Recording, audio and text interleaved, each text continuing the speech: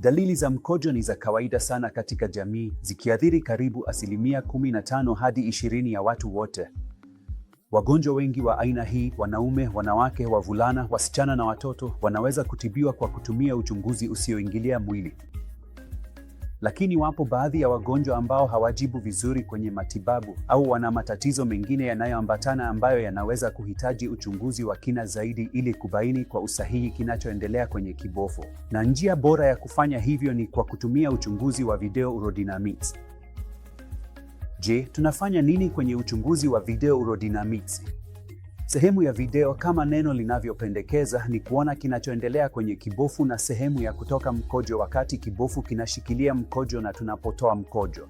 Wakati urodynamics yenyewe ni kipimo cha shinikizo la kibofu na hisia za kibofu ili kujaribu kuelewa jinsi kibofu kinavyohifadhi mkojo na jinsi sehemu ya kutoka mkojo inavyofanya kazi tunapotoa mkojo. Matumizi ya video urodynamics yanaweza kuwa muhimu sana katika usimamizi wa kibofu cha neva, neurogenic bladder. Inaweza kuwa muhimu sana kwa wagonjwa wenye ugonjwa wa Parkinson na ambao wanapanga kufanyiwa upasuaji wa tezi dume.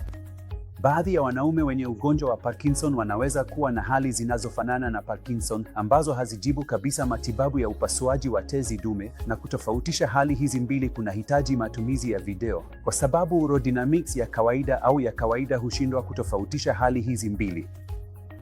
Kwa wagonjwa wenye kibofu cha neva chenye hatari kubwa, video urodynamics inaweza kuwa muhimu sana kuhakikisha kwamba kibofu ni salama kwa figo na kuzuia upotevu wowote wa kazi ya figo, jambo ambalo linaweza kutokea, kwa bahati mbaya, kwa baadhi ya watoto au watu wazima hawa ikiwa kibofu hakitasimamiwa ipasavyo.